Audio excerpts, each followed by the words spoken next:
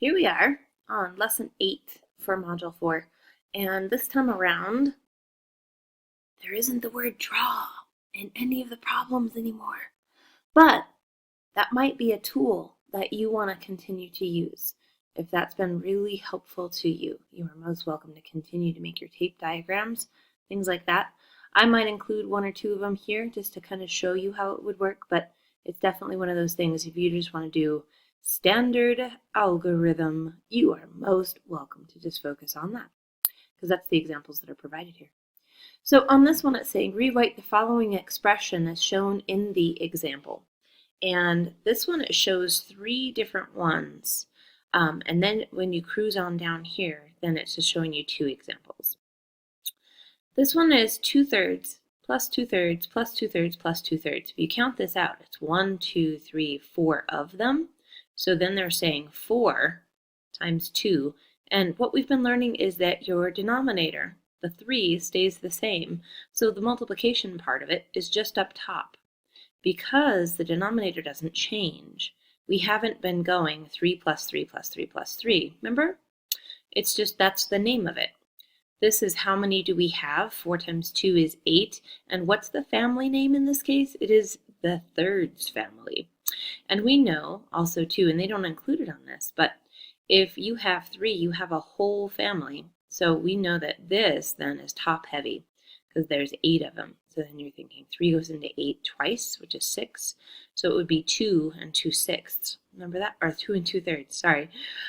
These ones right here, we're going to rewrite following that example. So I can see right here that this is showing up 3 times. So I know in order to solve this, I'm actually doing this math problem, 5 times 3. What's our family name? Our denominator is thirds. And so 5 times 3 is 15. And it's still thirds. That part of it hasn't changed. It's kind of like saying apples and oranges. If you're saying 9 oranges plus 9 oranges plus 9 oranges, it's still going to be oranges in the end. And these are fourths. That's kind of the noun version of what we've got going here. So in this case, I see it's happening 3 times. So it's going to be 9 times 3. And what's the name of it all? It's happening in fourths. It's the fourths family. 9 times 3 happens to be 27 fourths.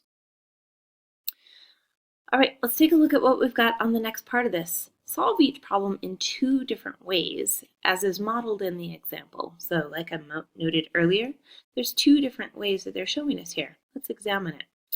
2/3 is happening 6 times. So we know thirds is the name of what we're working with. That's the noun. What are we doing? We're multiplying, repeatedly adding them. How many times does it show up? 2 shows up 6 times, which is 12. And then, as you know, we've been talking about how these are division problems. What is 12 divided by 3? It is 4. Here it is again. How they did that is at the end. I've been talking about kind of moving along and doing it before you get to that place in class. 2 times 6 over 3. We know 3 can go into 6. We know that 3 times itself, or divided by itself, is 1. 6 divided by 3 is 2. 2 times 2 is 4. So they took care of it before they ended up with the big fraction. They made the numbers easier to work with before they did the verb of multiplying. And you can do it either way. So I'm going to cruise on down here. I'm going to pick a more complex one. And I'm going to do it right here. So in this case, I'm going to show you 2 examples. In this one, what we have is 18 times 5. And the denominator happens to be a 12. You know, and I know, that 12 doesn't go into 18. But remember how when we've looked at kind of reducing things, simplifying things at the end of the game, we go, well, hang on. Those happen to both be even numbers. So I can divide them both by 2. But I know I can go one higher. I know that 3 goes into that 4 times. 3 goes into that 6 times. Well, wait a second. 6 goes into 12. twice. 6 is a factor of both of them. Check it out. 6 goes into 18 3 times. So now we've got 3 times 5 is 10. And then we've got a 2 here. 2 is what we're working with. And if it's top heavy like that, 2 goes into itself once. 2 goes into 10 5 times. So that's what we get for an answer. Now we're going to do this one. And we're going to be going 18 times 5 over a denominator of 12. And so we're going to be thinking about 5 times 8 is 40. We're going to carry the 4. 5 times 1 plus 4 is 90 over 12. And now we're going to do, and if you needed to actually do that as multiplication, that's fine too. Go ahead. 12 goes into 90. How many times? Well, I know it's not going to go 9 times, because 9 times 10 would get me there, but then I'd have this whole extra thing with that 2 that we'd have done to 9, which would give us 18. So my guess is it's actually going to end up quite a bit lower than 9. Let's try 7. See what happens. 2 times 4, 14. Carry 7, 8. 84. Find the difference. Borrow. 10. That's a 6. 6 twelfths. 6 twelfths is the same as 1/2, isn't it? Because 6 is half of 12.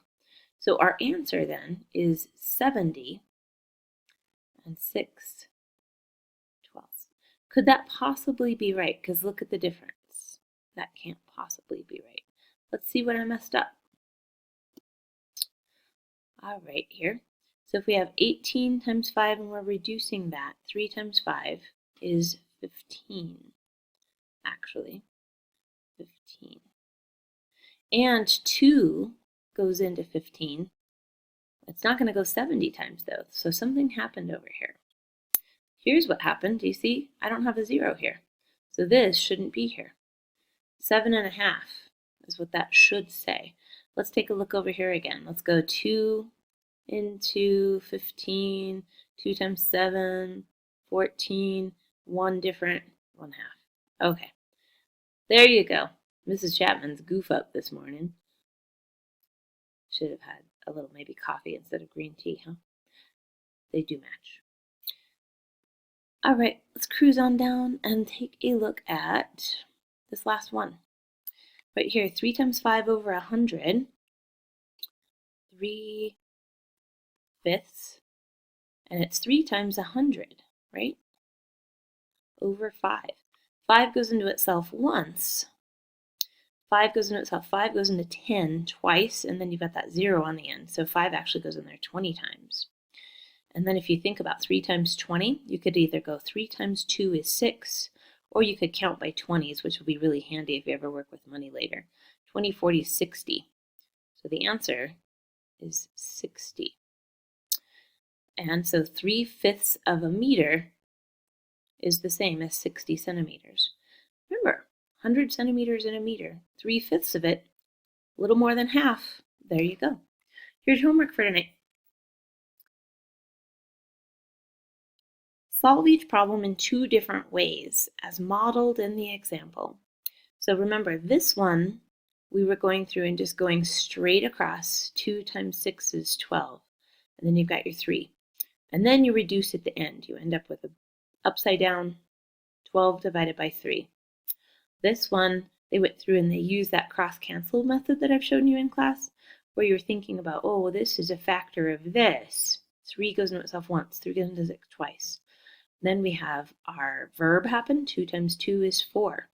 4 over 1, we know, is just plain old 4. So this one's longer. Do you see that? It's longer because we didn't kind of simplify ahead of the game. This one we did, and so the lengthwise, it's a little less graphite, right? So it's asking you to do this one the long way, this one kind of that shortened way. You pick A or B. All right, See you tomorrow.